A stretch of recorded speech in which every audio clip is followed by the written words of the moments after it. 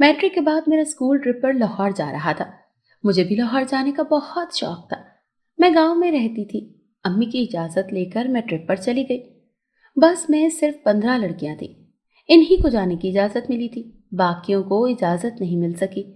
हमारे साथ एक मेल टीचर और 3 फीमेल टीचर्स थी। सर गाड़ी चला रहे थे। इस ट्रिप पर बहुत मज़ा आने वाला था। हमने पूरे 10 दिन लाहौर में स्टे किया। मुझे बहुत मज़ा आया था। हम हर पार्क और बाग में गए। जब हम जिना बाग गए तो वहां आकर मुझे अजीब सा लगा। मैं एक दरख्त के पास खड़ी हुई थी। मुझे लगा जैसे मेरे पीछे कोई खड़ा है। मैंने मुड़कर देखा तो कोई नजर ना आया। बस यहाँ से इस सब का आगाज हुआ। मैं घर आई तो बहुत उदासी महसूस हुई। मुझे बार बार लाहौर की बहुत याद आ रही थी। सब कुछ तो ठीक चल रहा था, लेकिन 1-2 दिन से मुझे अपने अंदर अजीब सी तब्दीली महसूस हो रही थी। मेरा कज़न हदीब मुझसे मिलने आया था। वो मुझसे मोहब्बत करता था और हमारा रिश्ता भी आपस में तय था। मैं उससे बात तक नहीं कर रही थी। वो हैरान था और बार बार पूछे जा रहा था कि क्या तुम मुझसे नाराज हो। मैंने नफी में सर हिला दिया। आहिस्ता आहिस्ता मेरी हरकत अजीब व गरीब होती जा रही थी। ना मैं हंसती थी, ना रोती थी, ना ज्यादा बोलती थी। बस एक जगह बैठी रहती थी। मैं पलके भी नहीं झपकती थी। मेरी अम्मी ने मुझे देखा तो वो तशवीश में मुब्तला हो गई। वो समझ रही थी शायद मुझे नजर लग गई है। वो मुझे करीबी मस्जिद ले गई और मौलवी साहब को मेरी कंडीशन बताई। उन्होंने मेरा मुआयना किया और बताया मुझ पर कोई जिन हावी हो गया है। ये सुनकर तो अम्मी रोने लगी थी और कहने लगी कि मैं कहती थी ना सुमेरा, तू ट्रिप पर ना जा। देख अब क्या हो गया है। अम्मी ने उनसे पूछा कि इसका क्या इलाज है, अब ये कैसे ठीक होगी। मौलवी साहब ने कहा आप इसकी जल्द से जल्द शादी करवा दें, वरना जन्नात इतने हावी हो जाएंगे कि इसकी शादी नहीं हो सकेगी। जब हम घर आए तो अम्मी बड़ी परेशान थी। मेरे ऊपर दम हो चुका था, इसीलिए मैं थोड़ा बेहतर महसूस कर रही थी। अम्मी ने फौरन मेरे मंगेतर हदीद को बुलाया और कहा कि सुमेरा से शादी कर लो। हदीद बहुत अच्छा लड़का था। उसने कहा वो मुझे अभी भी अपना लेगा। मैं बहुत खुश थी। घर में शादी की तैयारियां होने लगी।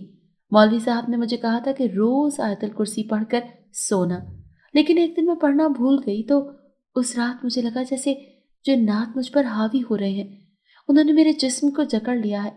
जब मेरी आंख खुली तो मैंने आयतल कुर्सी पढ़ ली। इसके बाद सब ठीक रहा था। मैं रोजाना आयतल कुर्सी पढ़ती थी। बहुत जल्द मेरी और हदीद की शादी हो गई। मौलवी साहब का कहना था कि अब जन्नात मेरे पीछे नहीं आ सकेंगे। हदीद भी गांव में रहता था। सब बहुत अच्छा चल रहा था। कुछ दिन में मुझे उम्मीद से होने की खुशखबरी मिली। मैं बहुत खुश थी, लेकिन मैं नहीं जानती थी कि मेरी खुशी गम में बदलने वाली है। अभी मुझे हामला हुए 3 महीने ही हुए थे कि मेरा पेट बढ़ने लगा। मुझे कुछ गड़बड़ का एहसास हो रहा था। उस रात अचानक मेरे पेट में शदीद दर्द उठी। घर में सब सो रहे थे। मैंने हदीद को जगाया और कहा कि मेरी तबीयत खराब हो रही है। हम फौरी अस्पताल चल पड़े। घर में हमने इस बारे में किसी को नहीं बताया था कि हम अस्पताल जा रहे हैं। लेडी डॉक्टर कह रही थी कि फौरी तौर पर डिलीवरी करना होगी। उन्हें कुछ पेचीदगियां नजर आ रही थी। जब डिलीवरी हुई तो नर्स समेत डॉक्टर भी हैरान रह गई। मेरे घर जो बच्ची पैदा हुई वो बहुत खौफनाक थी। मुझे शदीद कमजोरी हो रही थी। मैं बेड से उठकर जाने लगी जब मुझे रोक रहे थे, लेकिन मैं हदीद के साथ अस्पताल से निकल आई। मैंने हदीद को बताया मुझे लगता है ये बच्ची इंसान हरगिज नहीं है। हम फौरन उस मौलवी साहब के पास आए। उन्होंने बच्ची को देखते हुए कहा यह जिनजादी है, इसे फौरन दफन कर दिया जाए, वरना ये आगे सबको नुकसान पहुंचा सकती है। मैं और हदीद डर गए थे। हम चोरी छुपे कब्रिस्तान दाखिल हुए और आखिरी कोने में कब्र खोदने लगे। मेरी गोद में वो जिनजाती बच्ची थी। मैंने हदीद से कहा जल्दी करें, मुझे लग रहा है ये होश में आ रही है। हदीद ने हाथ में तेजी पैदा की और कब्र खोदने के बाद हमने उसे कब्र में लिटाया और उसके ऊपर मट्टी डाल दी। हम जाने लगे थे कि हमारे कानों में बच्ची के रोने की आवाजें आने लगी। वो बहुत भयानक अंदाज में रो रही थी। हम दोनों ने अपने कानों पर हाथ रख लिया था। काफी देर उसके रोने की आवाज आती रही और फिर वो यकदम खामोश हो गई। लगता है वो मर चुकी है हदीद, मैंने हदीद से कहा। इसके बाद हम आयतल कुर्सी पढ़कर घर के लिए निकल गए। मौलवी साहब का कहना था अब हमें किसी से कोई खतरा नहीं है।